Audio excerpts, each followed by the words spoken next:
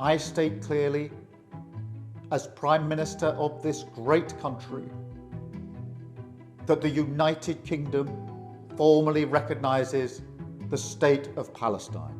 Today I'm pleased to be here with Minister Wong to announce that effective today, Sunday the 21st of September 2025, the Commonwealth of Australia recognises the State of Palestine. As Israel's operations in Gaza intensify, the bid for Palestinian statehood has reached a turning point.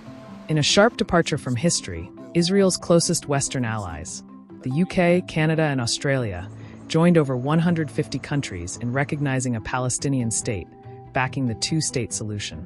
This gesture, while symbolic, has raised a fundamental and pressing question.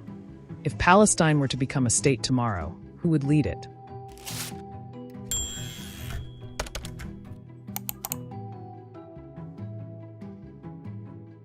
At Chatham House in London, Palestinian diplomat Husam Zomlet called this moment the last attempt at implementing the two-state solution. For him, recognition is not just symbolic. It is a final chance to keep alive the vision of two nations living side by side. This is a historic day, and of course, this is not just a day for us, this is also a day for the British people.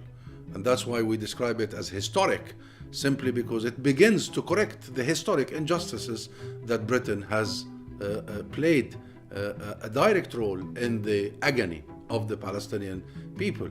Recognition is not about the existence of the Palestinian people. We have existed long ago, long before the Balfour Declaration. Recognition is about ending the denial of the existence of the Palestinian people, the denial of our right to self-determination. But recognition on paper does not resolve the bigger issues: borders, governance, and legitimacy.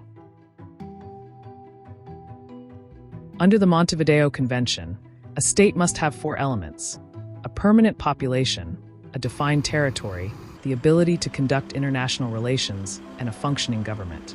Palestine can clearly demonstrate two of these. It has people and it has diplomats, but borders remain undefined and leadership is deeply divided. The dream of a Palestinian state includes East Jerusalem, the West Bank, and Gaza.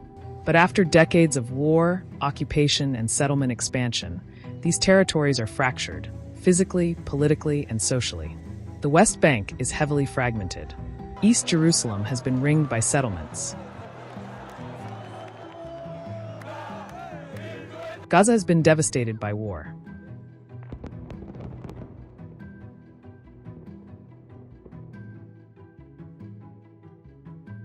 Since 2007, Palestinians have lived under two rival governments: Hamas ruling Gaza, and the Palestinian Authority, led by Mahmoud Abbas, in parts of the West Bank. That's 18 years of political division, with no national elections since 2006. For an entire generation of Palestinians, voting has been a distant memory. Palestinians widely say they need new leadership. Mahmoud Abbas is approaching 90. Hamas is isolated internationally, and many in Gaza and the West Bank distrust both sides. One name keeps resurfacing: Marwan Barghouti. A Fatah leader imprisoned in Israel since 2002, Barghouti remains the most popular figure in Palestinian opinion polls. Half of Palestinians say they would choose him as president, even from behind bars. But even the strongest leader would face obstacles.